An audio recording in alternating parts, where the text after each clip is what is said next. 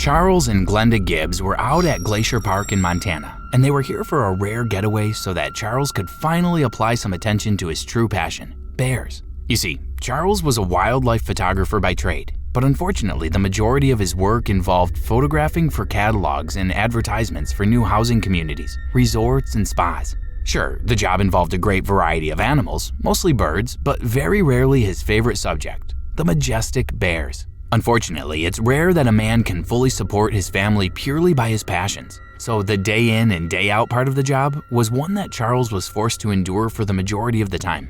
But now that they were officially 40 years old and the kids were teenagers, they'd made a point of setting out a few weeks once or twice a year so that they could go out into the wilderness and fully immerse themselves into nature and the passions that drove them.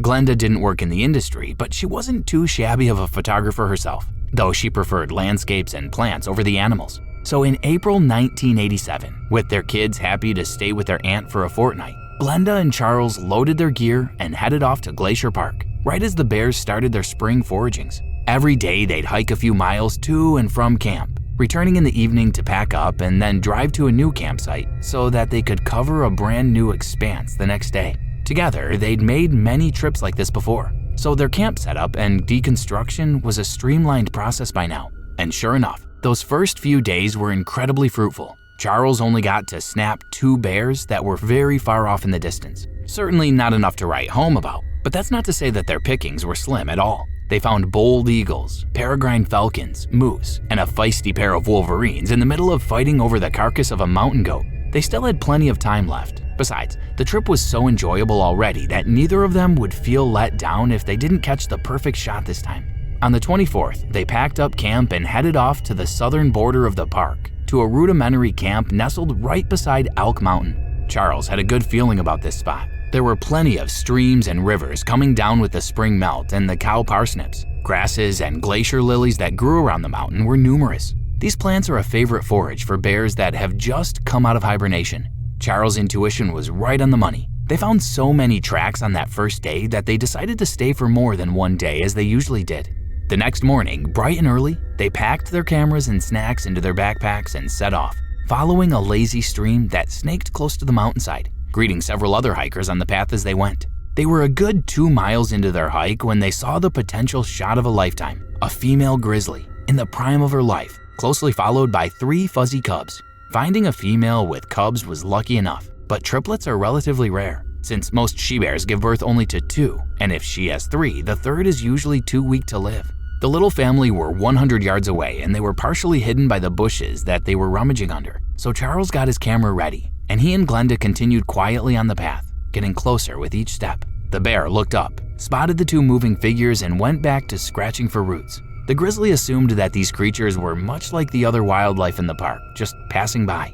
They too probably wouldn't dare approach a fully grown bear, but the figures continued to come closer until they were only 30 yards away. Charles didn't see it from his vantage point, but the bear had gone deadly quiet. Her head was down, but her eyes were up, and the hairs on her back were on end. Whatever these small creatures were, they weren't giving her the space usually expected from animals passing each other in the wild. Moreover, they were low to the ground. To the humans, this was done to conceal them and to keep quiet so that they could get close enough for a picture. But to the mother, this was the behavior of predators, attempting to steal one of her precious cubs away.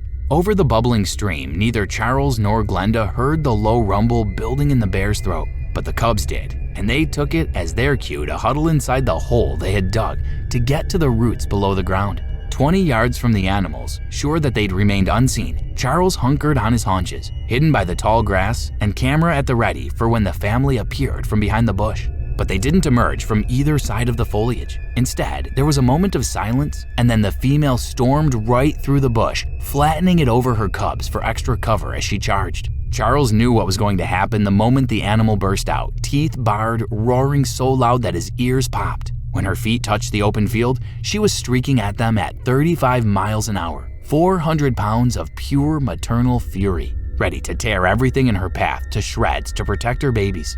Charles managed one cry, and that was to yell at Glenda to run. In those few seconds, he knew that they stood no chance at getting away together or of defusing the situation, but he could ensure that at least one of them made it out alive. And he did an incredibly brave thing when Glenda turned to run as fast as she could to the path. Charles stood up, waving his arms and making as much noise as possible while running in the other direction.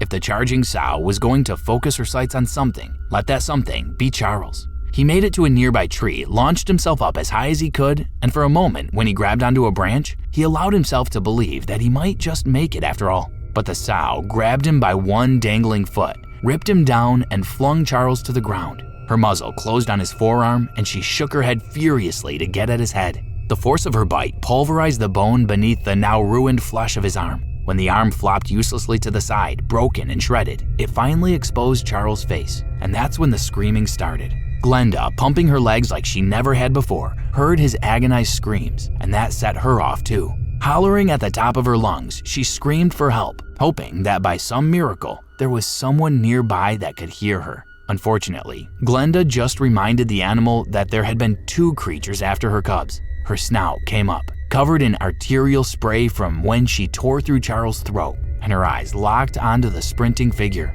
It took the sow, fueled by pure protective rage, less than 20 seconds to reach Glenda. Glenda didn't even hear the pounding closing in on her through her own screams. Still mid-stride, the animal swiped at Glenda's backpack, ripping her off her feet and flinging her into a cedar tree. Glenda's breath was knocked out of her, but luckily the backpack took most of the hit. Sparing her internal organs and bones, she turned and faced the blood-soaked sow barreling toward her. Just as the grizzly pulled her body tight to pounce, a group of 6 hikers drawn there by Glenda's panicked screams for help ran onto the path.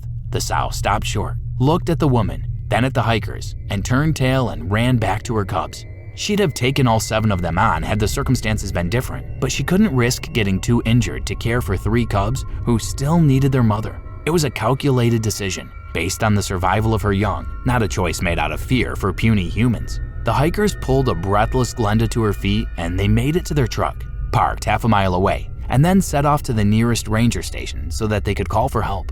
Authorities arrived to retrieve Charles. By then, the mother and her cubs were long gone. After the mauling that severed his jugular, destroyed his face, and tore up his arms, not to mention countless internal injuries from being pounced on by 400 pounds of bear, they found that the sow made no attempt to eat Charles at all. She simply went back, collected her cubs, and moved on to safer pastures.